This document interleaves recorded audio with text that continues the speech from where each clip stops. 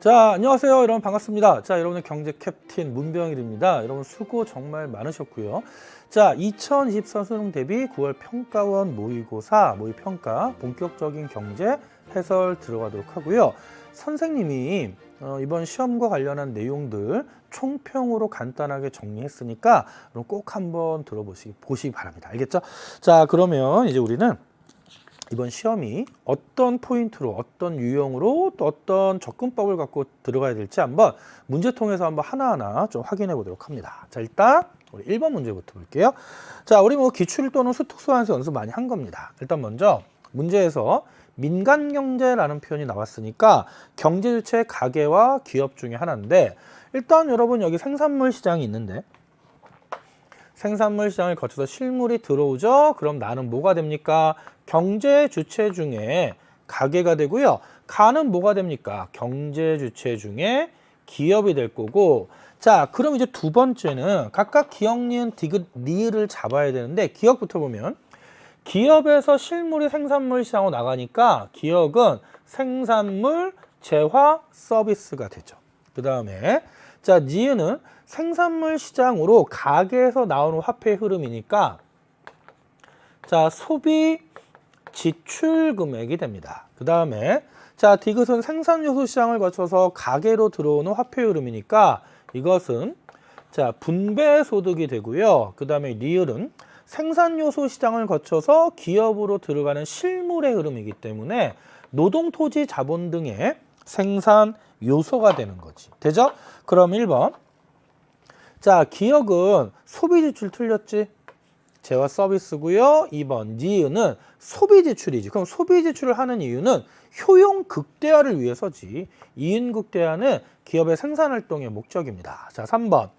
디귿 분배 소득은 생산 측면의 국민 소득이 아니라 분배 측면의 국민 소득이 되고요. 4번의 리을은 재화 서비스의 구매 행위가 아니죠. 뭐다? 생산 요소의 제공이고. 자, 그럼 5번에 생산 요소 시장에서 기업은 자, 수요자 맞고, 생산 요소 시장에서 가게는 공급자 맞죠? 그래서 정답은 몇 번? 자, 우리 정답 5번 이렇게 확인하시면 됩니다. 자, 쉬운 건 빨리 끝내고요. 자, 이런 거 절대 실수하시면 안 돼요. 이제 오늘 모의고사 끝나서 이제 벌써 한 10명 넘게 지금 선생님한테 이제 깨톡이 오고 있는데, 벌써 아직 다행인데 나중에 꼭 뒤늦게 이제 선생님한테 그 문자를 보는 학생들은 대부분 뭐냐면요. 선생님 죄송합니다. 1번 틀렸어요. 그럼 선생님 할 말이 없어. 1번 틀리는 건 정말 치명적입니다. 알겠죠? 자, 그럼 다음 문제 볼게요. 2번입니다. 자, 경제체제의 유형인데 평이하죠. A는 정부의 결정과 명령에 따라 자원을 배분하는 경제체제. 그럼 이제 우리는 보자마자 자, A는 계획경제고, 문제에서도 시장경제와 계획경제 중에 하나라고 그랬고, B는 보이지 않는 손에 의해 자원을 배분하는 경제체제잖아. 그러면 이거는 자, 시장경제체제가 됩니다. 근데 문제에서 A와 구분되는 B의 특징은 무엇입니까? 물어봤잖아. 그러면 자, 시장경제체제의 특징을 찾는 거고, 그럼 1번 생산물의 종류와 수량을 통제한다. 누가? 정부가. 이건 계획경제죠. 2번 자유로운 경쟁을 통해 이윤 추구를 보장한다. 시장경제 특징이 맞고요. 3번 자, 이거 낚이면 안 돼요, 여러분. 자원의 희소성에 따른 경제 문제는 시장경제, 계획경제 모두 발생하는 거지. 그치? 틀린 겁니다. 왜냐면 지금 문제는 구분되는 B의 특징이니까. 자, 4번 원칙적으로 생산수단의 사적 소유를 인정하죠. 그래서 여러분 이 시장경제는 자본주의와 일반적으로 결합이 되는 거고, 그 다음에 이제 계획경제는 사회주의와 결합이 되죠. 그래서 사회주의는 생산수단의 사적 소유를 인정하지 않고, 자본주의는 생산수단의 사적 소유를 인정합니다.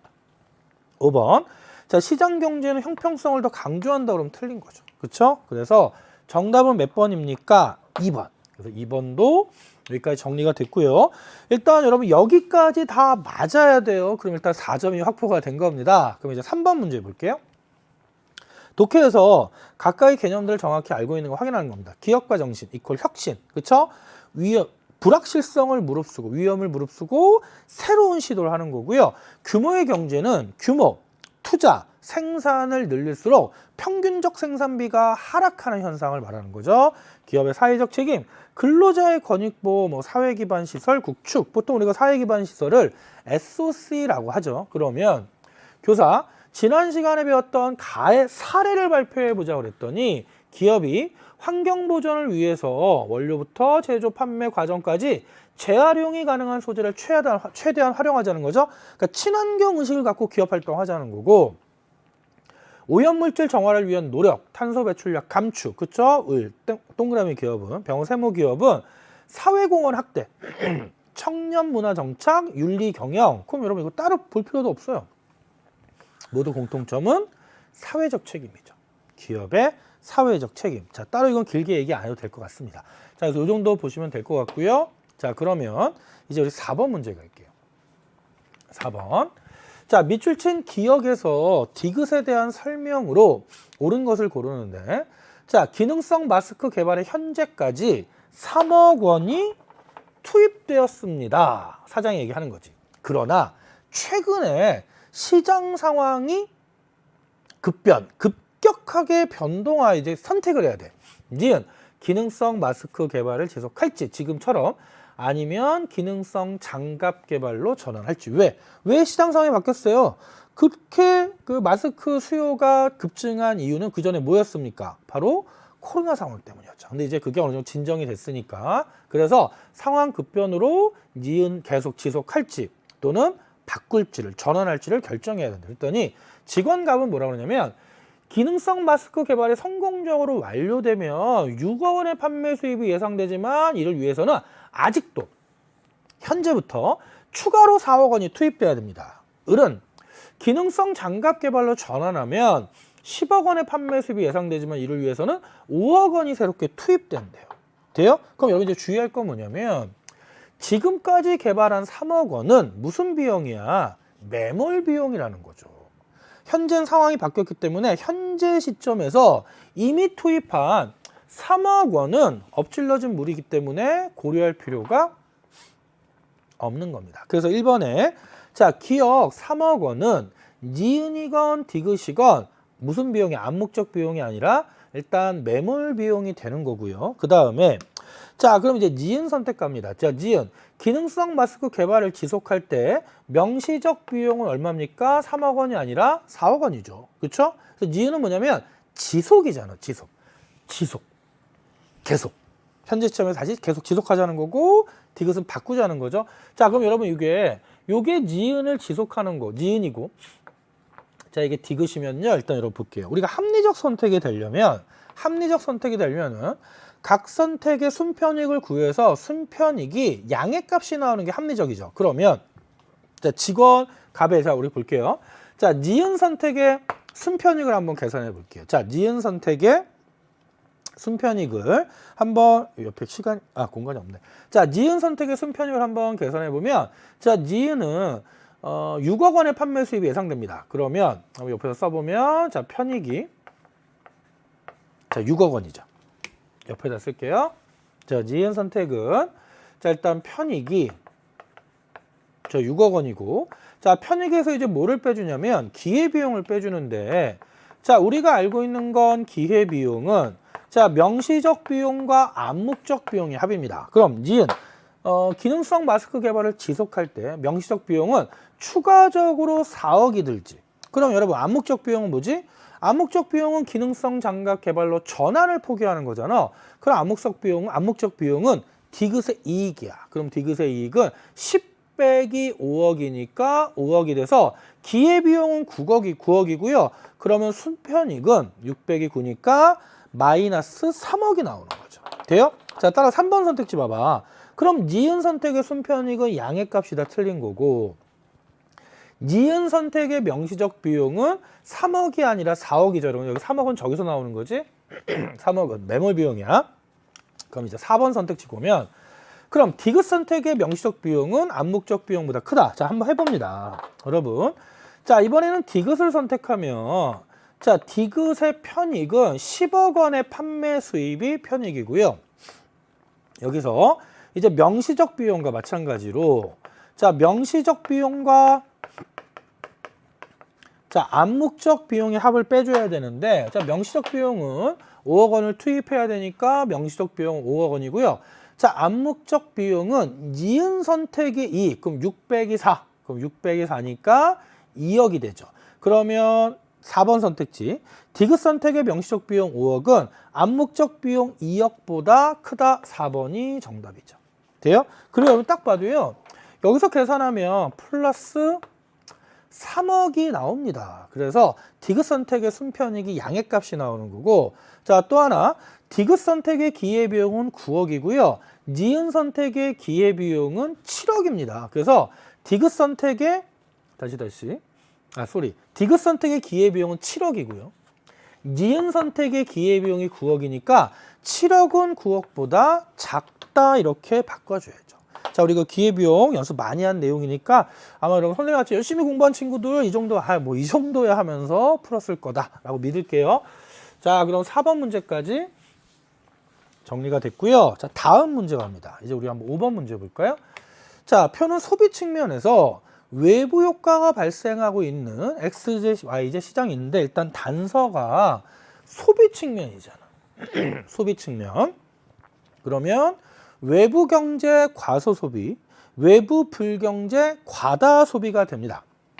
근데 X시장을 봤더니 사회적 최적 거래량 분의 시장 거래량 1을 초과해. 그럼 이 얘기는 뭐냐면 X의 시장에서는 시장 거래량이 사회적 최적 거래량 수준보다 많은 거지. 그러면 과다 소비가 되고 있는 최적 수준보다, 자, 외부 불경제 소비 측면이 되는 거고요.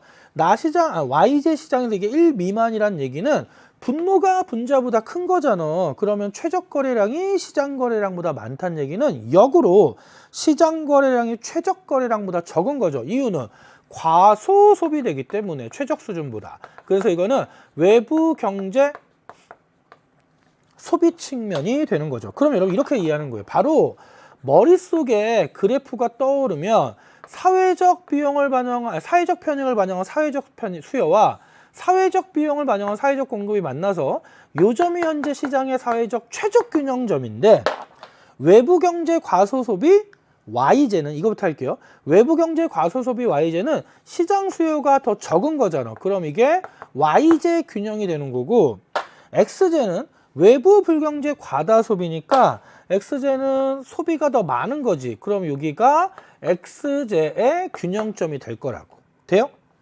그러면 자, 우리 기억부터 볼게요. 자, XJ 시장에서는 외부 불경제가 나타난다. 딩동. 니은. YJ 시장은 외부 경제야. 근데 갑자기 뭘 물어봤어? 가격을 물어봤잖아. 그럼 선생님 했잖아. YJ는 여기지. 그럼 시장 가격이 최적 가격 수준보다 낮지. 따라서 YJ 시장에서는 사회적 최적 수준의 가격이 시장 가격보다 높다. 맞죠? 여기가 최적 균형, YJ 시장 균형, XJ 시장 균형. 돼요? 이렇게. 그럼 디귿. 자, 그럼 가해 개선 방안에는 여러분 불경제 과다 소비니까 소비자에게 세금을 부과하는 게 일반적이고요. 나는 과소 소비니까 소비자에게 보조금을 주는 게 일반적이죠. 따라서 디귿. 가해는 XJ 시장의 사적 편익을 증가시키는 정책. 그럼 여러분 이거 대표적인 게 뭡니까? 이거 하면 사적 편익이 증가하면 수요가 증가할 거 아니야. 그쵸? 그 수요 곡선이 시장 더 우측 이동하면 과다 소비되는 양이 더 늘어나니까 들어갈 수 없다죠. 그리고 리을. 그러면 나에는 YJ 소비에 대한 세금 부과 안 되죠. 보조금 지급이 해당하는 겁니다. 되나요? 자, 외부 효과 문제도 5번 문제. 자, 우리 요 정도로 한번 정리해 보도록 하죠. 자, 그러면 다음 문제 갑니다. 자, 6번 문제입니다. 계산 실수 절대 하시면 안 되는 문제야. 일단 표는 AB 기업의 XJ 생산량에 따른 총수입 대비 이윤의 비율입니다. 주의할 게 총수입 대비 이윤의 비율이야. 단 AB 기업은 각각 XJ를 XJ 한 개 단위로 4개까지만 생산합니다. 생산된 XJ는 개당 시장 가격 20만 원이 모두 판매돼요. 그럼 일단 여러분 무조건 총수입이 한 개 팔면 20, 2개 팔면 40, 3개 팔면 60, 4개 팔면 80이라고. 일단 총 수입이 20, 40, 60, 80을 잡고요. 근데 A기업을 보니까 요 총수입 대비 이윤의 비율이 5%야. 여러분 20만 원에 5%면 얼마죠? 10,000원이지. 그럼 옆에다가 한번 이윤 금액을 써보면 10,000원이죠. 그쵸? 그 다음에 40만 원 총수입 대비 이윤 비율이 20%야. 그러면 이윤이 얼마입니까? 여러분 40만 원에 20%잖아. 그러면 8만 원이 되는 거죠. 지금 이윤 쓰는 겁니다.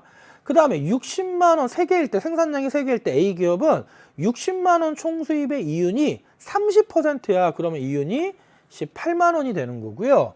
자, 생산량이 4개일 때 총수입이 80인데 A기업의 총수입 대비 이윤의 비율은 8이 16, 20%니까 이윤은 16이 됩니다. 돼요? 자, 그럼 이런 식으로 또 이제 B기업의 이윤도 따져보면 20만 원 20만 원에 10%, 그러면 이윤은 2만 원, 40만 원에 30%, 43, 12, 이윤 12만 원, 판매 수익 60만 원에 40%, 64, 24. 그 다음에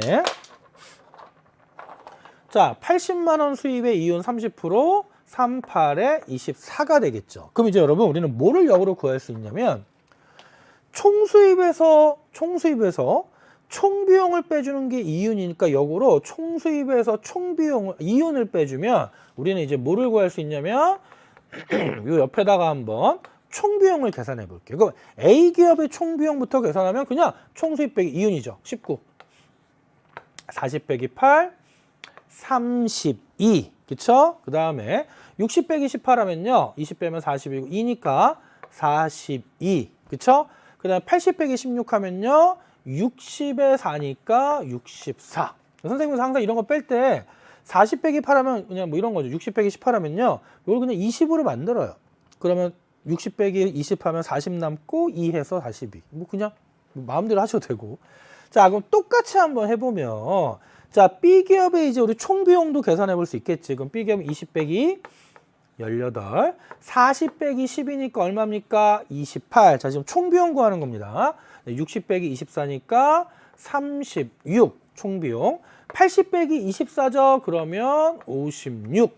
되죠? 다 구한 거야. 그럼 이게 구했으면 일단 A기업이 이윤을 극대화하는 생산량을 A기업의 이윤은 1, 8, 18, 16이니까 18이 제일 크고 3개죠. 기억은 맞네요. 자, 그러면 니은 B기업이 가장 얻을 수 있는 가장 큰 이유는 24만 원 맞지? 쉽게 나오잖아. 딕은. 그럼 모든 생산량에서 총 비용은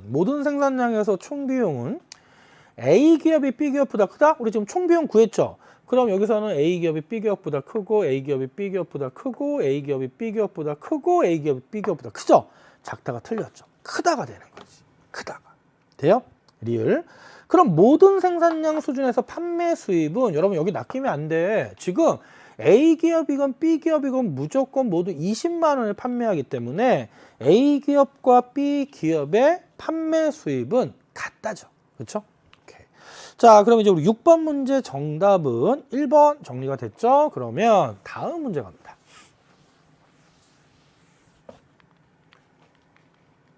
아이고. 자, 7번 문제 볼게요. 자, 여러분 이런 거 딱 실수하기 좋죠. 자, 7번. 표는 수요 견인 인플레이션과 비용 인상 인플레이션의 특징을 파악하기 위한 질문과 학생의 답변인데 두 유형 중에 한 유형의 특징에 대해서 일관되게 응답한 학생을 찾으래. 한 유형의 특징에 대해서 일관되게 응답한 학생의 특징을 찾는 겁니다. 돼요? 그 당연히 충수요곡선 우하향하고 총공급 곡선을 우상하게 하겠지. 그쵸? 자, 그럼 지금부터 볼게요. 그럼 일단 여러분이 떠올려야 되는 건 이거지. 수요견 인플레이션은 인플레이션 플러스 실질 GDP 증가. 비용 인상 인플레이션 이퀄 스태그플레이션 총공급 감소로 인플레이션 플러스 실질 GDP 감소. 돼요? 자, 그러면 실질 GDP의 감소를 수반하니까 5라고 얘기했죠. 그럼 이거는 비용 인상 인플레이션이고 아니요. 수요견 인플레이션. 그냥 비읍 시옷으로 쓸게요. 아니요. 수요견인 그냥 수라고 쓰고 그럼 비용 인상 인플레이션 아니요. 수요견 인플레이션. 돼요? 두 번째. 자, 그럼 총수요 증가로 인해 발생합니까? 아니요. 그럼 총수요 증가로 인해 발생한다. 얘가 바로 뭐야? 수요 견인 인플레이션이고, 아니요 하면은 비용 인상 인플레이션이 되겠지. 주로 경기 호황과 함께 나타나는 인플레이션은 수요 견인 인플레이션이죠. 아니요. 그러면 비용 인상, 아니요. 비용 인상, 예. 수요 견인, 비용 인상, 수요 견인. 그래서 여기까지를 보면 BBB, 값은 일관되게 대답했고, 병도 수. 그 다음에 을은 이미 틀렸고, BBB. 경쟁자가 3명이죠. 근데 이제 마지막 질문입니다.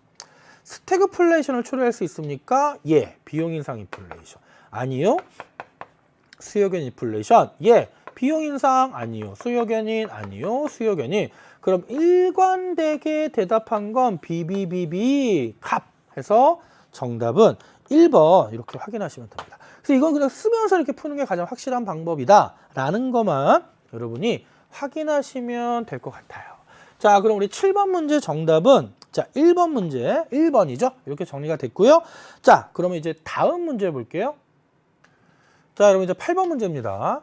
자, 그림은 현재 XJ 시장의 균형점 2야. 균형점 2가 이렇게 있는데 가, 나, 다로의 이동을 나타내는데 이제 중요한 게 X와 Y는 대체 관계고요. X와 Z는 보완 관계입니다. 즉 X와 Y는 대체 관계가 되고 X와 Z는 보완 관계가 된다. 그리고 YZ는 서로 관련이 없어. 그리고 X에서 ZJ는 모두 수요와 공급 법칙을 따릅니다. 그러면 요 2에서 균형점 2에서 우하향하는 수요 곡선이 이렇게 있는 거고 우상향하는 공급 곡선이 이렇게 있는 거죠. 그쵸? 자, 그럼 이 상황에서 우리 기억부터 하나하나 따져볼게요. 기억. XJ 생산에 대한 보조금의 지급, 이런 고민하지 마. XJ 생산에 대한 보조금이 지급되면 이게 XJ잖아, 균형이.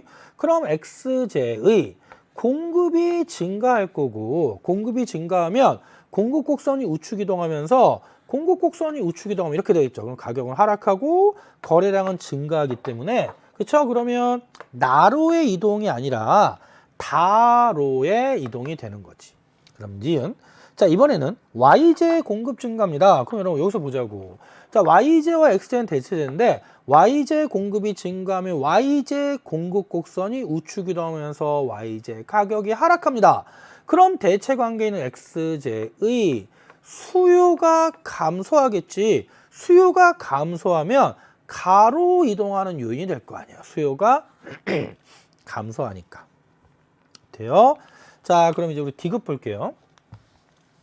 자, 이번에는 ZJ 가격 상승입니다. 여러분, 여기서 이 ZJ가 가격이 상승하면 보완 관계에 있는 XJ 수요가 감소하죠. 그치? 그래서 가로의 이동이 되는 거죠. 다로의 이동이 틀린 거고.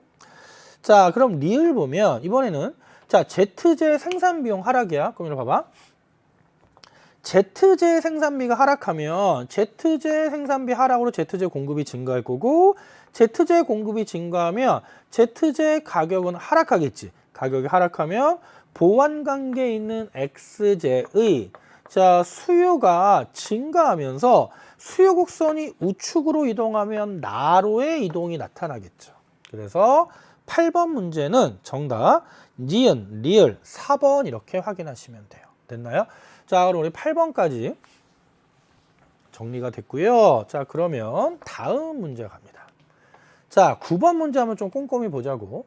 자, 일단 그림은 T기의 각국의 XJ 시장 상황이어서 현재 각국의 XJ 시장은 균형이 여기죠. 그래서 가격이 6달러, 거래량이 600개입니다. 자, T 플러스 1기의 XJ 시장에서는 생산 비용 증가로 모든 가격 수준에서 공급량이 400개씩 감소했다. 여러분, 이 얘기는 결국 공급 곡선이 좌측으로 400개씩 왼쪽으로 이동 공급 감소지. 그러면 자, 주의할 거, 요 한 칸이 200개예요. 그러니까 400개 감소하면 여기 공급 곡선이. 여기서 400개 감소하면 여기, 400개 감소하면 여기, 400개 감소하면 여기, 400개 감소하면 여기가 돼서 자, 일단 먼저 기억 공급량이 400개 감소했다. 그 새로운 균형점이 새로운 공급 곡선과 기억의 결과 새로운 균형점이 여기가 돼서 이제는 8달러에 400개가 되는 겁니다. 8달러에 400개. 자, 그런데 이러한 상황에서 갑국 정부는 XD 시장 가격이 지나치게 높다. 8달러가 너무 높아. 라고 판단해서 T기 균형 가격인 6달러 가격에서 최고 가격제를 시행한대. 그러면 그 전기 T기의 균형 가격인 6달러 수준에서 니은 자 최고 가격 규제를 하잖아. 그럼 최고 가격 규제를 하면 원래 공급곡선, 이거 새로운 기억대 공급곡선이죠. 이 공급곡선과 수요곡선 사이에서 이만큼의 초과 수요가 발생하고 그때 거래량은 200개가 되는 거죠. 돼요? 그럼 이제 하나하나 볼게요. 자, 우리 1번부터 보면 자, 기역으로 인해 공급량이 400개씩 감소, 공급곡선 좌측으로 이동으로 균형 가격은 10달러가 되는 게 아니라 8달러가 되고요. 2번, 기역으로 인한 그런 판매 수입은 얼마입니까? 그럼 여러분, 기역으로 인한 판매 수입은 8달러 거래량 400개, 48에 32에서 3,200달러가 되는 거지. 되죠? 그럼 3번. 자, 니은으로 인해서 초과 수요가 발생을 합니다. 그러면 그때 초과 수요의 개수는 낚이면 안 돼요. 한 칸, 두 칸, 200개 이러면 틀리는 거지. 한 칸이 200개니까 한 칸, 두 칸, 400개의 초과 수요가 발생하는 거죠. 돼요? 그럼 4번 이제. 자, 그렇다면 이제 니은으로 인한 생산자 잉여는 얼마 감소합니까? 그럼 봐봐. 니은으로 인한이라 했잖아요. 지금은 순차적으로 기역을 하고 니은을 했죠. 그러면 먼저 우리 기역부터 보는 거예요. 왜냐면 생산자 잉여의 감소를 파악해야 되니까. 그럼 먼저 기역 정책에서 생산자 잉여는 요 삼각형이죠. 기역 정책의 생산자 잉여는 이거야. 그럼 여러분 여기가 얼마죠? 2달러 곱하기 200개 곱하기 2분의 1이니까 요 한 칸이 200이야. 그러면 여기가 100 해서 원래 생산자 잉여는 400이었죠. 그런데 니은 정책을 했더니 6달러로 최고 가격 규제를 하면서 어떻게 됩니까? 거래량이 200개로 줄고 이만큼의 초과 수요가 발생을 하죠. 그리고 공급곡선은 바뀐 공급곡선이 있고 그래서 생산자 잉여는 묘면적으로 줄어들어. 그럼 여기 200의 반이니까 400달러에서 100달러가 됩니다. 따라서 니은으로 인해 생산자 잉여는 200달러 감소하는 것이 아니라 300달러 감소하고요. 그럼 이제 정답은 5번이겠죠. 다 틀렸으니까. 자, 이제 5번 선택지 보면 그럼 니은으로 인해서 소비 지출액은 얼마 감소합니까? 우리 아까 앞에서 했는데 기역 정책의 소비 지출액은 48에 32에서 3,200달러였어. 근데 이제 소비 지출액은 소비자들은 규제 가격 6달러에 200개만 살 수 있잖아요. 그러면 6이 12, 1,200달러가 됩니다. 그럼 얼마 감소하는 거야? 2,000달러 감소한다가 맞는 선택지가 되는 거죠. 됐나요? 자, 그럼 9번 문제 정답은 5번 이렇게 정리가 됐고요. 그러면 자, 다음 문제 보죠. 자, 이제 우리 10번 문제입니다. 자, 다음 자료에 대한 분석으로 옳은 것은 자, 여러분 이거 우리 생산자 잉여 이거 선생님이랑 수능 개념에서 했던 거 수특도 했었습니다. 수능 개념 수특 다 했었는데 딱 보자마자 아마 학생들 오 드디어 나왔네. 그쵸? 이렇게 돼야 돼. 다국적 제약회사 A사는 난치병 치료에 탁월한 효과를 지닌 동그라미 신약을 출시했고요. A사는 이 약을 국가별 소득 수준과 무관하게 그냥 모든 나라에서 국제가격 P0 수준에서 공급하는 거야. 국제가격 자 P0 수준에서 공급합니다. 무제한. 그래서 그림은 A사가 이 동그라미 신약을 직접 공급하는 각국의 시장 상황인데요. 문제는 각국에서 약값이 너무 비싼 거죠. 그래서 이를 구매하지 못하는 환자를 위해서 기역 정책은요. 소비자에게 이 동그라미 시장 한 개당 S만큼의 보조금을 줍니다. 그럼 소비자에게 보조금을 주면 수요 곡선이 이렇게 우측 이동할 거 아니야. 따라서 요 수요 곡선의 우측 이동이 소비자에게 보조금을 주는 기역 정책이 되고요. 보조금이 S 크기면 요 크기가 이렇게 S가 되는 거지. 되죠? 그래서 이때 하지만 공급이 아니 국제 가격이 여기서 무제한 공급하니까 공급 곡선이 국제 가격에서 무제한 공급해서 공급 곡선이 완전 탄력적 공급 곡선이잖아. 그래서 새로운 균형은 여기가 되고 가격 변화 없이 거래량만 늘어나는 겁니다. 기역 정책. 근데 이와 반대로 이런 주장이 있고 A사의 과도한 이윤 획득을 비판하며 니은 A사의 신약 개발 한계당 T만큼의 조세를 부과해야 돼. 그러면 T만큼의 조세를 부과하면 공급 곡선이 T만큼 수직으로 상향 이동해서 자 여기가 P0 T가 되는 거지. P0 T. 그럼 수요 곡선은 그대로 있으니까 새로운 균형은 여기가 돼서 균형 가격, 균형 거래량이 됩니다. 돼요? 그래서 이게 니은 정책이 되는 거야. 그러면 자 1번. 자, 여러분 여기서 주의해야 됩니다. 자, 원래 이제 이게 정책이고 그러면 이제 자, 기본 그 정책 시행 전에 자, 여기가 시장 균형이잖아. 그럼 소비자 잉여는 수요 곡선과 균형 가격 사이에 면적해서 소비자 잉여는 A가 맞죠. 그런데 여러분 낚이면 안 돼. B는 생산자 잉여가 아니죠. 생산자 잉여는 0입니다. 자, 왜냐면 지금 현재 P0가 시장 가격인데 여러분 공급 곡선상의 가격의 의미는 공급자의 최소 요구 금액이었잖아. 그럼 생산자들은 몇 개를 발견 간에 최소 요구 금액이 P0인데 시장 가격도 P0이기 때문에 잉여가 없지. 그래서 생산자 잉여는 0이다. 2번. 자, 기억이 시행되더라도 거래량은 변함이 없다. 봤잖아. 기억이 시행되면 가격이 변함이 없고 거래량이 증가합니다. 3번. 자, 그러면 자, 그럼 니은이 시행되면 부과된 T만큼 가격이 상승한다. 보세요. 여러분, 니은이 시행되면 A사의 신약 개발 한계당 T만큼의 조세를 부과하면 아까 얘기했죠. 공급 곡선이 T만큼 수직으로 이동해서 여기가 가격이 P0 T가 되고요. 그때 거래량이 줄고 가격은 T만큼 조세 부과 X만큼 수직으로 상향 이동한다. 3번이 정답이 됩니다. 자, 4번. 이번에는 니은이 시행되더라도 소비자 잉여의 변함이 없다. 틀렸죠? 소비자 잉여는 줄어들잖아. 왜?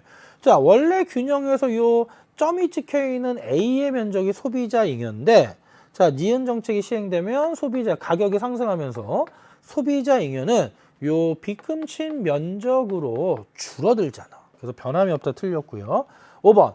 자, 기업과 니은은 모두 총잉여를 감소시킨다. 이런 봤잖아. 지금 니은은 딱 봐도 총잉여가 이만큼 줄어들죠. 그래서 모두 총잉여 증가가 틀린 거고요. 하지만 기억은 어떻게 돼? 이렇게 바뀌니까 뭐 총잉여가 증가하겠죠.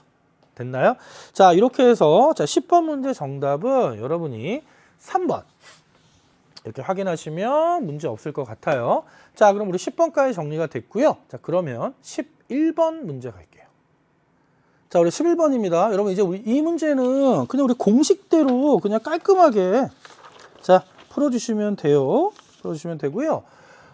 연도별 이제 물가 상승률과 명목 이자율을 나타낸다고 그랬잖아. 그러면 주의할 건 이거야. 뭐냐면 우리가 알고 있는 공식이 명목 이자율에서 물가 상승률을 빼주면 실질 이자율이죠. 명목 이자율 빼기 물가 상승률은 실질 이자율. 자, 그러면 우리가 아는 거 명목 이자율에서 물가 상승률을 빼주면 실질 이자율이니까 한번 실질 이자율을 옆에다 써보자고. 3%. 3%, 4 빼기 2, 2%. 3 빼기 4 마이너스 1% 이렇게 나오는 거죠. 돼요? 그러면 일단 여러분 이거 처음 나왔어. 여러분 봐봐. 이거 낚이기 딱 좋아요. 2021년에 명목 이자율은 여기 있죠? 4%는 전년 2%에 비해서 얼마 상승했습니까? 그럼 이거 2% 상승했다면 안 되죠. 2% 포인트 상승한 거지. 그렇죠? 틀렸고. 자, 지은. 자, 그럼 2022년에는 예금보다 현금보다 낚이면 안 됩니다. 실질 이자율이 마이너스여도 여러분 실질 이자율 마이너스는 예금을 통해 얻을 수 있는 원리금의 실질적 구매력 변화를 파악하는 거지. 명목 이자율이 3%이기 때문에 3% 이자를 받잖아. 따라서 예금보다 현금 안 되죠. 현금은 원금만 유지되죠. 그래서 현금보다 예금 보유가 유리한 거지 당연히. 틀렸고. 자, 디귿. 연초에 만약에 1년 만기 정기예금에 동일한 금액을 예치한 경우 만기 시 원리금의 실질적 구매력은 그럼 여러분 여기도 만약에 100만 원 예금했어. 여기도 100만 원을 예금했어. 그럼 1년 뒤에 원리금을 받을 때 21년은 실질 이자율이 플러스고 22년의 실질 이자율은 마이너스니까 21년이 22년보다 높다. 맞죠? 실질 이자율이 플러스면 원리금의 실질적 구매력이 증가하잖아. 마이너스면 감소하고 그 다음에 리을 선택지 보면 실질 이자율은 3%, 2% 마이너스 1% 지속적으로 하락하였다. 정답입니다. 정답은 디귿 리을. 자, 5번 이렇게 확인하시면 돼요. 5번. 자, 그럼 여기까지 보고요. 자, 그럼 다음 문제 볼게요. 12번입니다. 자, 그림은 경제 수업의 일부야. 이에 대한 설명 오른데 A, B, C는 각각 정기예금, 주식, 채권 중에 하나인데요. 교사가 마지막에 뭐라 그러냐, 모든 학생이 옳게 대답했네요. 그래서 이 문제는 쉬워지는 거죠. 만약에 두 학생은 맞는데 한 학생은 틀렸다 그러면 이제 고민이 시작되는 거지. 그러면 답은 A, C는 B와 달리 이자 수익을 기대할 수 있어요. 그럼 B만 이자 수익을 기대할 수 없는 거잖아. 그러면 B가 주식이죠. 정기예금, 채권은 이자 수익 기대할 수 있고 자, C는 A, B에 비해 안정성이 높습니다. 여러분, 셋 중에 안전성이 제일 높은 게 누구야? 정기예금이잖아. 예금자 보호법에 의해서 금융기관별로 원금 이자 파여 5천만 원까지는 보장받죠. 그럼 자동으로 채권은 A가 되는 겁니다. 그래서 순서대로 C, B, A 잡았어. 자, 그럼 2번. 자, 1번. 자, B는 배당 수익 기대할 수 있다. 정답. 딱 떨어지지. 2번. 자, C는 채권인데 다시 옳은 거 고르는 거죠. 자, B는 배당 수익을 기대할 수 있고요. 그 다음에 자, C는 정기예금이잖아. 정기예금은 시세 차익 안 되지. 여러분, 여기서 시세 차익은요, 주식과 채권에 해당하는 거죠. 3번. A는 B와 달리 시장에서 거래됩니까? 주식과 채권 모두 금융시장에서 거래가 되기 때문에 달리가 틀린 거고. 4번. 자, B는 A와 달리 만기가 존재한다. 여러분, 정기예금, 주식, 채권 중에 만기가 존재하는 건, 존재하지 않는 게 주식이죠. 그래서 이거 둘을 물어봤으니까 A는 B와 달리. 돼요? 5번. 자, 가에는 뭐가 들어갈 수 있나요? 볼까요? 들어갈 수 있다? A는 채권은 B, C와 달리 예금, 말도 안 되죠. 여러분, 예금자 보호제도에 적용을 받는 건 누구만? 정기예금만. 그렇죠? 그래서 들어갈 수 없다가 됩니다. 뭐 이 정도는 그냥 쉬어가는 문제입니다. 자, 그럼 이제 우리 12번까지 정리가 됐고요. 자, 다음 문제 볼게요. 자, 13번 문제입니다. 자, 표는 각국의 연도별 명목 GDP를 지출 측면에서 항목별로 나타낸 거야. 지출 측면 항목별로. 자, 그런데 T 플러스 1년의 경제 성장률은 0%고요. GDP 디플레이터는 110이다. 그리고 물가 수준은 GDP 디플레이터로 측정하고요. 자, 기준 연도는 몇 년? 기준 연도는 T년이 돼요. 기준 연도는 T년. 돼요? 자, 그럼 봐봐. 일단 우리가 확인할 수 있는 건 지출 측면에서 명목 GDP를 나타냈잖아. 그래서 일단 가해 항목. 여러분, 우리가 알고 있는 거 지출 측면 국민소득은 가계소비, 기업투자, 정부지출, 순수출. 그래서 가해는 가계, 자, 소비 항목이 들어가는 거야. 가해는 가계 소비 항목이 들어가죠. 그렇죠? 자, 그 다음에 또 단서가 일단 이게 우리가 지금 명목 GDP인데 단위가 억 달러잖아. 그렇죠? 그러면 다 더하면 50, 20, 20, 10 하면 T년에 명목 GDP는 100이 되죠. 그리고 T년이 기준연도니까 기준연도는 명목 GDP와 실질 GDP가 같아. 명목 GDP와 실질 GDP가 같아서 자, 실질 GDP도 100이 돼. 그럼 당연히 실질 GDP분의 명목 GDP 곱하기 100인 GDP 디플레이터. GDP 디플레이터는 기준 연도는 100이 되는 거야. 여기까지 잡았고. 그런데 문제에서 뭐라 그랬냐면 T 플러스 1년의 경제 성장률이 0%입니다. 그럼 T 플러스 1년의 경제 성장률이 0%가 되면 실질 GDP는 변함이 없을 거 아니야. 그럼 100이고요. 그런데 GDP 디플레이터가 110이잖아. 그러면 실질 GDP분의 명목 GDP 곱하기 100, GDP 디플레이터가 110이 되려면 이때 명목 GDP는 110이 나와야 돼. 그럼 요 값이 110이 돼야 되기 때문에 50 더하기 24 더하기 10이라면 35 더해주면 85죠. 그럼 명목 GDP 110 되려면 기억의 값은 25가 들어가야 됩니다. 되나요? 자, 그러면 일단 여기에 잡았고. 자, 그럼 1번부터 볼게요. 공무원에게 지급하는 월급이 어떻게 소비 지출에 들어갑니까? 물론 월급을 바탕으로 지출을 할 수는 있지. 가계가. 틀렸고. 2번. 자, 기억은 25는 T년 순수출 10의 2배가 아니라 2배를 초과하죠.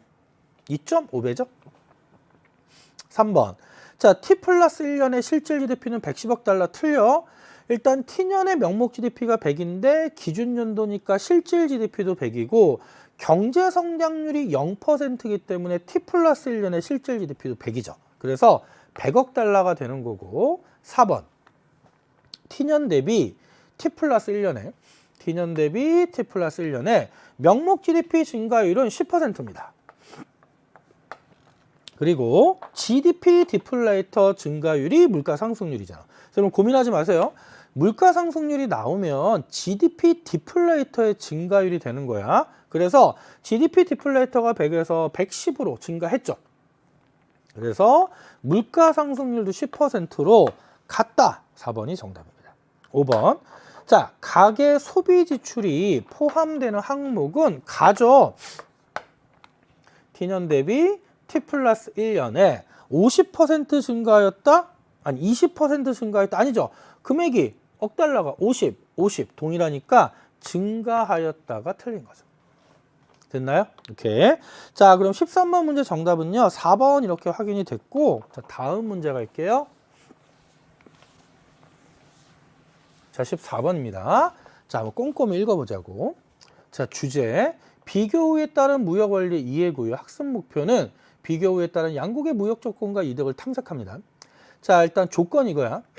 각국과 을국은 X제와 Y제만을 직선인 생산 가능 곡선에 생산을 하고 양국은 비교 우위가 있는 제화만을 생산을 하고 당연한 거고 뭐 많이 본 거죠. 양국 모두 이득이 발생하는 경우에만 교역하고 생산 요소는 노동뿐이고 임금은 자국 통화로 지급을 하고 교역은 양국 간에만 이루어집니다. 이게 제일 중요한 단서죠. 교역은 양국 간에만 이루어집니다. 그리고 교역에 따른 거래 비용은 없고 각국과 을국 각제와 한계 생산의 비용이 표와 같대요. 그래서 각국을 보면 우리는 일단 뭐를 구해야 되냐면 기회비용을 구하고 기회비용에 따라 비교 우위를 잡아야죠. 기회비용이 작은 제화에. 자, 그럼 우리 연습했죠. 비자 양무, 생산비는 자신이 분자, 생산량은 자신이 분모. 자, X제 하나 생산에 대한 임금이 들어가 있으니까 이건 생산비 자료고요. 그럼 각국의 X제 한 단위 생산의 기회비용은 자신이 분자니까 4분의 6, Y제 2분의 3. 자, 각국의 Y제 한 단위 생산의 기회비용은 역수로 내려오면 3분의 2가 되는 거지. 3분의 2. 그리고 을국은요. X제 한 단위 생산의 기회비용은 Y제 2분의 1이고 을국의 Y제 한 단위 생산의 기회비용 역수로 내려오면 X제 2단위가 되는 겁니다. 됐나요? 그럼 이제 요 내용 갖고 하나하나 보면 근데 여러분 이거 우리 개념 수업에서 다뤘던 거 그대로 나왔습니다. 1번 갑국에 여러분 낚이면 안 돼. Y제 한 개 생산의 기회비용이잖아. 갑국의 Y제 한 개 생산의 기회비용은 X제 2분의 3이 아니라 3분의 2가 돼요. 돼요? 2번. 자, 갑국은 X제. 그럼 여러분 봐봐. X제 기회비용은 2분의 3, 1.5, 2분의 1, 0.5. 을국이 더 작으니까 을국은 X제 비교우위가 있고 3분의 0.67. 2. 갑국은 3분의 2가 더 작죠. 그럼 갑국은 Y제의 비교우위가 있는 거야. 따라서 갑국이 X제, 을국이 Y제입니다. 위치가 바뀌었죠. 이건 틀렸고. 자, 그럼 3번 선택지를 보면 자, X제 한 개와 Y제 한 개를 교환하는 조건이라면 누가? 을국은. 근데 여러분 우리 일반적인 교역 조건은 을국은 X제의 비교우위가 있으니까 X제 하나를 수출을 하고요. 자신의 교역전 X제의 기회비용인 Y제 2분의 1개보다 많이 받아오면 이익이잖아. 근데 1대1이면 0.5개, 2분의 1개 더 받기 때문에 을국은 땡큐 교역에 참여합니다. 않을 것이다가 틀린 거죠. 또 연습 많이 한 거고요. 자, 4번 나왔네. 자, 우리 연습해서 이거 공식화 했잖아. 자, 교역에 참여한 양국이 모두 이익이 발생하는 교환 범위, 교역 조건의 범위는 자, 뭐였죠? 비교의 재화의 뭐 사이에서 교환을 하면 기회비용, 사이에서 교환을 하면 양국 모두 이익이었죠. 그래서 여기 보니까 x제 한 개당이지. 그러면 x제 기준으로 x제 하나를 수출했을 때 x제 기회비용이 y제 2분의 3, y제 2분의 1이니까 y제 2분의 1보다 많이 받아오고 y제 2분의 3보다 적게 받는 이 사이에서 교역이 이루어지면 양국 모두 이익. 따라서 2분의 1개 초과 그 다음에 2분의 3개 미만 4번이 정답이 되는 거야. 이해되죠? 선생님 이건 거의 암기하자고 그랬잖아. 이해하고 4번 정답이고요.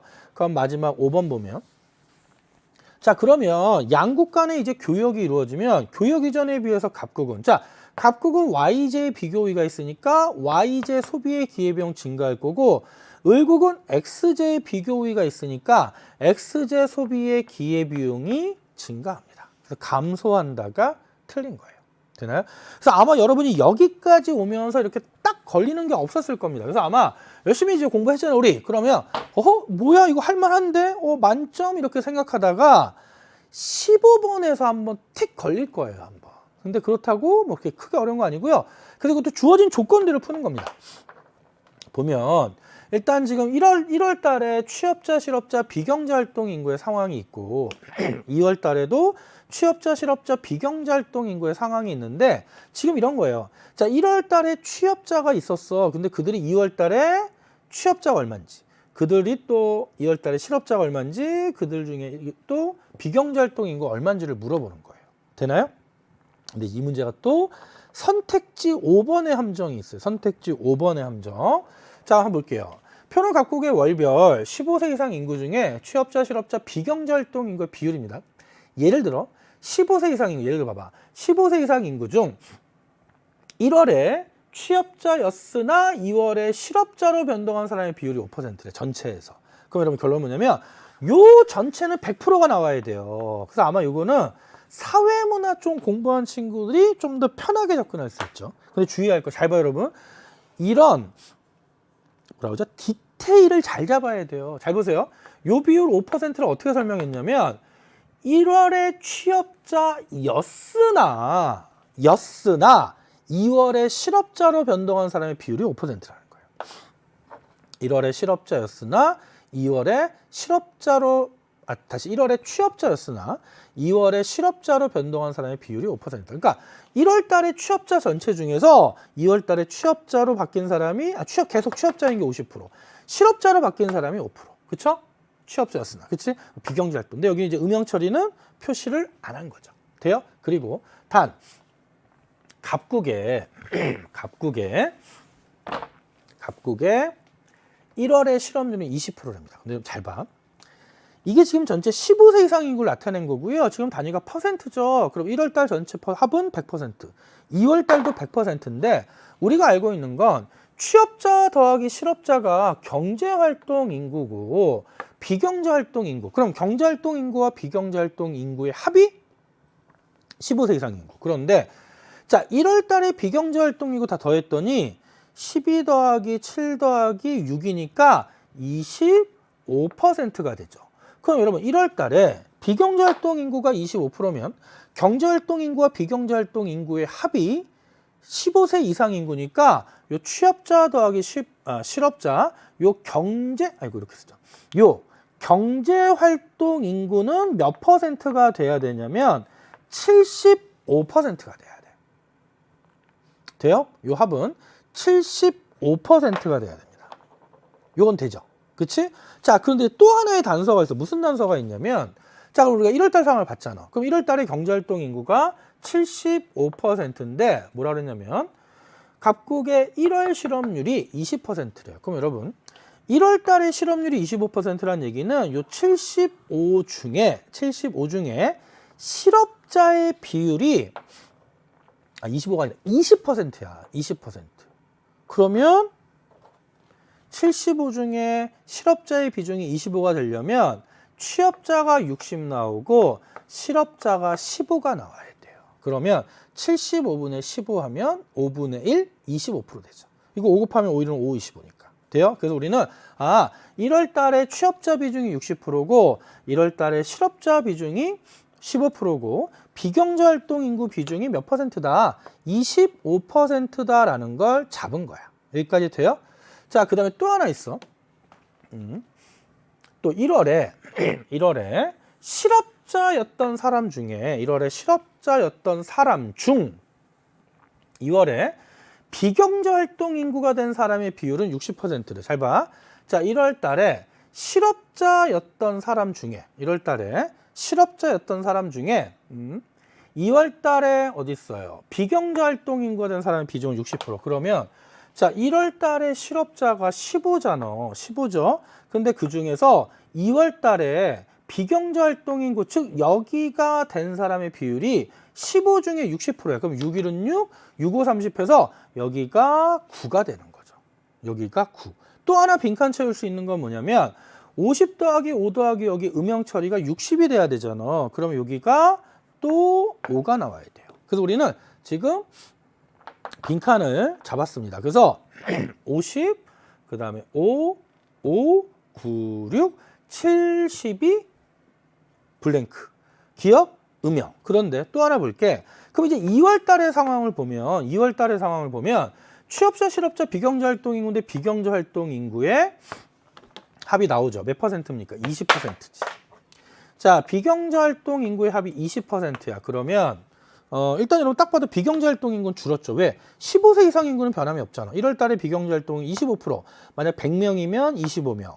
또 2월 달에도 100명이면 20명에서 비경제활동 인구는 당연히 준 거야. 그럼 경제활동 인구는 전체가 100명이면 75명에서 이제 여기가 몇 퍼센트가 돼요. 전체 100%에서 20% 비경제를 빼면 취업자 더하기 실업자가 자 80%가 되는 거잖아. 돼요? 그러면 15세 이상 인구가 일정한 상태에서 어떻게 됐다? 15세 이상 인구가 일정한 상태에서 경제활동 인구는 증가했다. 경제활동 인구는 증가하고 비경제활동 인구는 감소했죠. 그렇죠? 그러면 일단 여러분 보면 여러분 여기가 보세요. 여기가 지금 몇 퍼센트냐면 여기 더하기 9가 15니까 요 둘의 합이 6이지. 그래서 기억은 7이다가 틀린 거죠. 2번.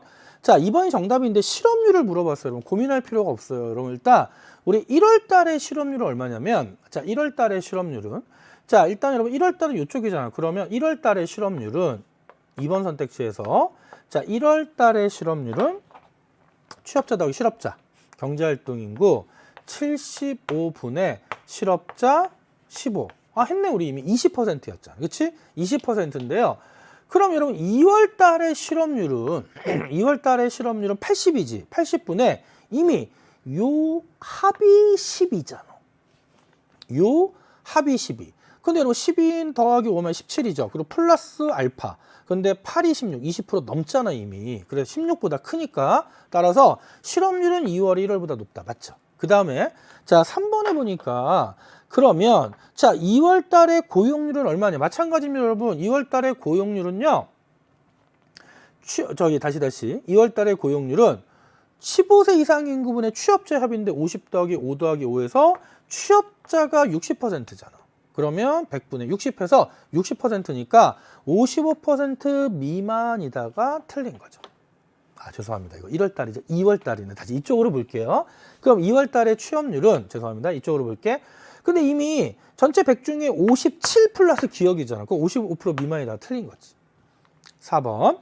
자, 그러면 이번에는 자, 경제활동 참가율입니다. 여러분 15세 이상 인구가 일정하기 때문에 1월 달에 경제활동 참가율은 75%고 2월 달에 경제활동 참가율은 80%여서 1월이 2월보다 낮죠. 되죠? 자, 그 다음에 정말 이거 치사한 함정입니다. 여러분 잘 봐. 여러분 지금 이거는요. 전체를 100%하고 그 100% 중에 각각이 1월 달에 취업자였으나 2월 달에도 취업자인 사람의 비중이 50%. 1월 달에는 취업자였으나 2월 달에는 실업자인 사람의 비중이 5%. 이거지. 그런데 잘 봐요. 1월에 비경제활동 인구였던 사람 중 다시 여러분.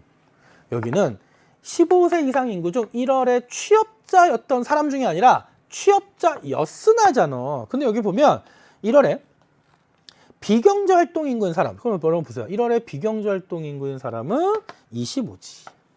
25. 이 중에 2월에 취업자가 된 사람은 7이죠. 25분의 7이죠. 25분의 7이죠. 여러분 이건 어떻게 표현되냐면 1월에 비경제활동 인구였으나 2월에 취업자가 된 사람의 비중이지. 똑같이. 다시 1월에 비경제활동 인구였으나 2월에 실업자로 변동한 사람의 비중이고요. 요거는 1월에 비경제활동 인구였던 사람 중 2월에 취업자가 된 사람의 비율은 25분의 7입니다. 중이니까. 돼요? 그래서 요거 이제 사회문화에서 계층표 할 때 많이 나오는 거예요. 자, 그러면 자, 15번에서 정답은 2번. 2번 이렇게 확인하시고 아마 이 문제에서 좀 여러분들이 시간이 좀 많이 걸렸을 거예요. 그리고 뒤에도 또 한번 계산 문제가 좀 헷갈리는 게 있는데 또 볼게요. 자, 그러면 다음 문제 갈게요. 자, 16번 문제입니다. 자, 그림은 갑의 9월 소득과 지출 항목의 구성 비중이야. 비중 전체 100%. 자, 단 갑의 비경상 소득은 125만 원이며 소비 지출은 240만 원이다. 그러면 주의할 게 여기다 한번 써보는 거예요. 자, 지금 소득이 있는데 출산 축하금 비경상 소득이지. 복권 당첨금 비경상 소득이지. 주식 배당금 경상소득 재산소득이고 월급 경상소득 근로소득이 돼요. 그러면 지금 갑의 비경상소득이 125라고 그랬어. 근데 125가 몇 퍼센트냐면 20 더하기 5에서 25%가 되잖아. 돼요? 그럼 여러분 나머지 소득은 얼마가 되는 거야? 그럼 125가 25% 4분의 1이면 125 곱하기 4가 전체 소득이 되겠지. 그럼 4, 1은 4, 4, 2, 8, 4, 5, 20 해서 전체 소득은 500만 원이 되는 거야. 전체 소득은 500만 원이고 그 중에 20% 더하기 5%에서 25% 4분의 1이 125만 원이 되는 거죠. 됐고. 자, 두 번째. 자, 이것도 이제 항목 선생님 맨날 외우라고 그랬잖아. 대출이자 이번에는 지출 측면에서 비소비 지출, 사회보험료 비소비 지출, 각종 세금 비소비 지출, 의료비, 소비 지출, 식료품비 소비 지출이죠. 그러면 의료비와 식료품비의 소비 지출이 60%인데 요 소비 지출 금액이 240만 원이래요.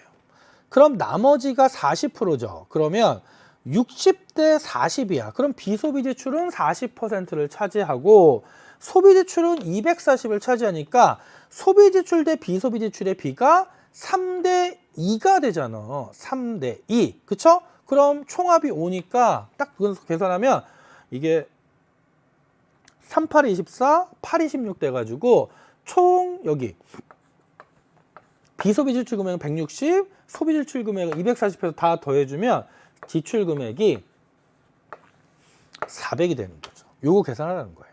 돼요? 그럼 1번. 자, 재산소득은 얼마입니까? 여러분 봐봐. 소득이 500 중에 재산소득은 주식 배당금 5%니까 5, 25에서 25만 원이 되고. 자, 니은 2번. 그럼 경상소득 얼마니? 그럼 경상소득은 500 중에 75%잖아. 그쵸? 그러면 57에 35, 55, 25, 350보다 많죠. 이거 계산하면 얼마 나옵니까? 375 나오나? 395 나오나? 하여튼 350보다 많죠. 이런 거 계산해 보시고 3번. 자, 그럼 처분 가능 소득은 얼마냐요? 그럼 여러분 처분 가능 소득은 소득에서 비소비 지출인 160을 빼주니까 340만 원이 처분 가능 소득이에요. 따라서 380만 원 틀렸고 4번. 자, 그럼 근로소득은 비소비 지출의 몇 배입니까? 여러분 근로소득은 7, 5, 35 350이지. 비소비 지출은 160이지. 그래서 2배를 초과합니다. 이다가 틀린 거야. 자, 5번. 자, 그러면 전체 소득에서 500 중에 전체 지출이 차지하는 비중. 전체 소득 500 중에 전체 지출이 차지하는 비중은 400이니까 80%다 맞죠.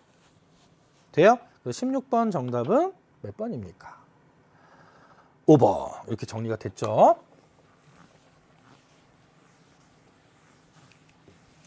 자, 그럼 다음 문제 볼게요. 17번 문제입니다.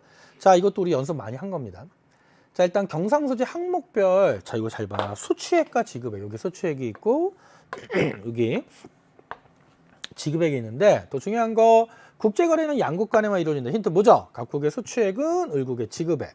갑국의 지급액은 을국의 수취액. 요거 잡으라는 거죠. 그러면 우리가 할 수 있는 건 갑국의 수취액은 을국의 지급액. 갑국의 지급액은 을국의 수취액. 그렇죠? 그럼 을국의 수취액은 갑국의 지급액. 을국의 수취액은 또 갑국의 지급액. 그런데 을국의 지급액은 갑국의 수취액. 돼요? 자, 갑국의 수취액은 을국의 지급액. 갑국의 지급액은 을국의 수취액. 근데 아직 빈칸이 있네. 그래서 힌트를 하나 더 줬죠. 을국의 경상수지는 5억 달러 흑자이다. 그럼 여러분, 을국의 경상수지가 5억 달러 흑자라고 그랬는데 일단 우리가 알 수 있는 거, 자, 을국의 상황을 보자고요. 그럼 을국은 수취액을 다 더하면 얼마야? 180, 250, 300, 305지. 그치? 그러면 을국의 지급액을 다 더하면 얼마가 돼야 되냐면 경상수지가 5억 달러 흑자라고 그랬기 때문에 이 지급액이 300억 달러가 나와야 돼요. 그래야 305 빼기 300이 플러스 5가 된다고. 자, 그러면 여기를 이제 채울 수가 있잖아. 어떻게? 자, 245니까 여기는 55가 돼야 전체 합이 300이 되겠죠. 맞아요? 맞죠? 오케이. 자, 그래서 일단 우리는 여기까지 확인이 됐고요. 잠시만요. 죄송합니다. 이거 계산을 잘못했네. 여기 다시 할게요. 여기. 다시 여러분. 자, 갑국의 수취액은 을국의 지급액이죠. 이거 반대로 썼어요. 미안해요. 아마 고개 갸우뚱했던 친구 있을 거야. 그럼 갑국의 지급액은 을국의 수취액이 될 거고. 그렇죠? 그래서 여기가 300 되려면 50, 200이니까 여기가 이제 50이 돼야 돼요. 그럼 여기가 50이 되면 을국의 지급액은 갑국의 수취액이니까 여기가 50이 이렇게 되겠지. 그래서 빈칸이 채워진 거야. 그럼 이제 여러분 1번 선택지부터 볼게요. 여러분 주의할 거 빨리 풀다 보면 실수예요. 상품수지를 물어봤잖아. 상품수지. 상품수지 을국. 그럼 여러분 을국의 상품수지는 을국은 지급액이 200억인데 수취액이 180이죠. 그러면 을국은 수취액 180, 지급액 200. 그래서 적자고요. 적자가 되면 통화량의 감소 요인이지. 흑자가 통화량 증가 요인이고. 2번. 투자에 따른 배당금을 포함한 항목은 투자 수익은요. 본원소득 수지에 들어갑니다. 그럼 갑국은 본원소득 수지 수취액이 40, 지급액이 50. 그러면 10억 달러 적자가 되는 거죠. 3번. 특허권 사용료를 포함된 항목 다 외워야 돼. 서비스 수지야. 자, 서비스 수지의 을국 봐봐. 을국 지급액은 50억 달러다 정답입니다. 돼요? 오케이. 자, 4번. 이번에는 자, 무상 원조가 포함된 항목입니다. 이전 소득 수지지. 그럼 여러분 을국 볼게요. 을국. 저 을국 물어보니까. 그럼 을국은 이전 소득 수지의 수취액이 오고 지급액이 10이니까 적자죠. 그럼 적자가 나면 외화 순유출이잖아. 그럼 외화 수요 증가, 결론은 환율이 상승해요. 그러면 달러화 대비 을국 통화 가치는 하락하는 거지. 환율 상승이니까. 5번. 자, 을국과의 경상거래에서 갑국의 수취액의 총액은 여러분 을국의 지급액 총액이 갑국의 수취액의 총액이니까 300억 달러가 됩니다. 돼요? 오케이. 자, 이렇게 해서 17번 문제 정답은 3번 정리됐고요. 자, 다음 문제 갈게요. 자, 18번 문제입니다. 여러분 이거 평이한 문제니까 빨리 정리하죠. 인플레이션이 발생했는데 앞에 뭐라고 돼 있냐면 공급 부족으로.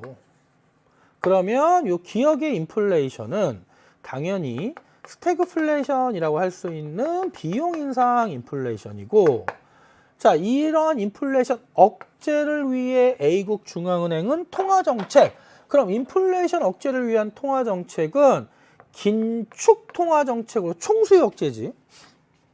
그러나 A국은 이런 강력한 긴축 통화정책 시행으로 나타날 수 있는 경제 변수들은 뭐겠어? 경기 침체죠. 인해서 앞으로 큰 경제적 대가를 치르게 될 겁니다.를 염려하고 있다는 거야. 그러면 1번. 자, 기억. 인플레이션이 발생하면 채무자가 유리해지지. 따라서 채권자가 채무자가 아니라 채무자가 채권자다. 2번. 니은. 긴축 통화 정책은 세율 인상. 여러분 낚이면 안 됩니다. 통화정책의 주체는 중앙은행이잖아. 세율 인상은 재정정책.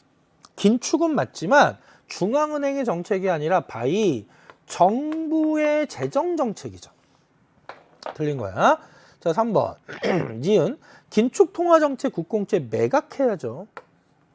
4번. 경제적 변수의 변화, 그렇지, 실업률 상승이죠. 돼요? 오케이? 그래서 큰 경제적 대가, 긴축했기 때문에 부동산 가격 폭등이 틀린 거죠. 오케이? 자, 그러면 그래서 여러분 이런 거잖아. 우리나라가 실제로 전 세계적 인플레이션 위기 때문에 미국이 선제적 금리를 올리고 우리도 따라서 기준금리를 올렸죠. 그랬더니 지금 어떻게 됐습니까? 부동산 가격이 바로 직격탄을 맞았잖아. 폭락했죠. 체크하시면 됩니다. 자, 18번 문제 정답은 4번 정리됐고요. 자, 다음 문제 갈게요. 자, 19번 문제입니다. 자, 그림은 원달러 환율과 N달러 환율이 A에서 B로 변했어. A에서 B로 변하면 자, 원달러 환율은 하락한 거고 N달러 환율은 상승한 겁니다. 이런 문제 1분 안에 풀어야 돼. 그럼 볼게요. 원달러 환율이 하락했죠. 이 요인이 뭐냐 이거야. 그러면 원달러 외환시장에서 달러와 공급 감소, 여러분 달러 공급이 감소하면 달러 공급 곡선 좌측이동 환율 상승이죠. 들 수 없죠. 2번. N달러 환율은 가로축에 상승했어. 이 요인이 뭐냐 봤더니 N달러 외환시장에서 달러와 수요 감소, 여러분 달러와 수요 감소하면 외화 수요 곡선 좌측이도 환율이 하락해. 요인이 될 수가 없네. 돼요? 그럼 3번. 한국에서 수입하는 미국산 상품의 원화 표시 가격은 여러분 원달러 환율이 하락했기 때문에 한국에서 수입하는 미국산 상품의 원화 표시 가격은 하락하지. 이런 거 틀리면 안 돼요. 4번. 일본을 여행하고자 하는 미국인은 N달러 환율이 상승하기 때문에 동일한 달러를 지불해도 더 많은 엔화를 얻을 수 있죠. 그래서 비용 부담은 감소합니다. 5번. 미국 시장에서는 일본 기업과 경쟁한 한국 기업은요. 원달러 환율 하락했잖아. 원화 표시 가격 그대로에도 달러 표시 가격이 상승할 거고 일본은 N달러 환율 상승했죠. 엔화 표시 가격이 그대로에도 달러 표시 가격 하락하니까 한국 기업의 수출품 가격 경쟁력이 하락하죠. 정답은 5번이 됩니다. 돼요? 이렇게. 자, 됐고 넘어갈게요. 20번입니다. 여러분 선생님한테 20번은 다 그래프를 그릴 거야. 자, 표는 각국의 무역전 가격별 수요량과 초과 수요량을 나타내요. 그래서 각국은 현재 국제가격 30달러로 엑스제를 수입하고 있다. 그렇죠? 자, 그런데 여러분 봐봐. 20달러일 때 수요량이 120개인데 초과 수요량이 100개래. 그럼 여러분이 알고 있는 초과 수요는 수요량에서 공급량을 빼주는 거죠. 그러면 공급량이 써볼까요? 공급량이 몇 개가 돼야 초과 수요가 100개가 되냐면 20개가 돼야 돼. 그치? 그래서 20달러일 때 수요량 120개, 공급량 20개인데 50달러일 때는 가격이 30달러가 올랐더니 수요량이 30개 줄었고요. 초과 수요량이 40개가 돼야 돼. 그러면 90개일 때 공급량이 몇 개가 돼야 돼? 50개가 돼야 되죠. 돼요? 자, 그리고 또 여러분 봐봐. 수요 공급 곡선은 모두 직선이라고 그랬잖아. 그러면 생각해 보세요. 20달러에서 50달러로 가격이 30달러 올라갈 때 수요량은 30개 줄고 공급량은 50개 준다는 얘기는 수요량은 10달러마다 10개씩 줄고 공급량은 10달러마다 수요 공급 곡선이 직선이니까 공급량은 10개씩 느는 거야. 그러면 60달러가 되면 어떻게 되겠어? 80개, 60개. 70달러가 되면 70개, 70개. 그럼 결론은 뭐냐면 현재 자, 우하향하는 국내 수요 곡선과 우상향하는 국내산 엑스제 공급 곡선이 70달러 70개에서 뭐 하고 있다? 70달러 70개에서 균형이다. 이거죠. 그리고 10달러 올라갈 때마다 수요량은 10개 줄고 공급량 10개 늘고요. 10달러 하락할 때마다 공급량은 10개 줄고 수요량은 10개가 느는 상황인데 여기서 뭐라고 했냐면 현재 각국은 국제가격 30달러로 엑스제를 수입한대요. 그러면 자, 국제가격 이렇게 30달러가 있어. 여기서 지금 엑스제를 수입하는데 자, 여러분 보세요.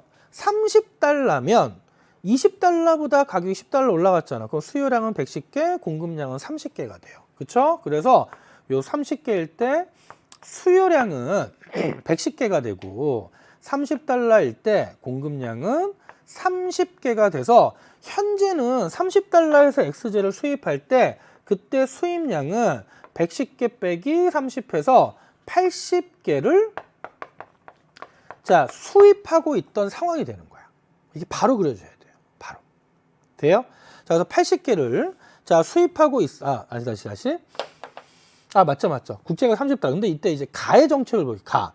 자, 수입되는 XZ 한 개당 관세 10달러를 부과합니다. 그러면 수입품의 가격이 관세 포함 가격인 40달러로 바뀌면서 수입품의 국내 판매 가격이 상승할 거 아니야. 그러면 여기 공급 곡선을 만나는 게 몇 개가 되냐면 여기가 40개. 왜냐면 10달러당 10개 늘고 자, 여기는 100개로 바뀌겠죠. 그러면 이제 여기가 정부의 관세 수입이 되고요. 수입량은 100개 빼기 40개에서 80개에서 60개로 줄어드는 거지. 그럼 1번 바로 나오는 게 그럼 가의 경우 관세 수입은 자 수입량 60개 곱하기 관세는 개당 10달러니까 800달러가 돼서 700달러 치는 겁니다. 자, 그럼 이제 여러분 이제 옆에다가 날을 한번 그려볼게요. 똑같은 상황이야. 똑같은 상황인데 날을 그리면 좀 디테일하게 보자고요. 그럼 우리가 아까 알고 있었던 게 뭐냐면 자 이렇게 됐어. 자, 우하향 수요, 우상향 공급해서 원래 시장의 균형 가격이 자 70달러 그 몇 개였냐면 자 70개였죠. 그렇죠? 그럼 우리 아까 앞에서 봤지만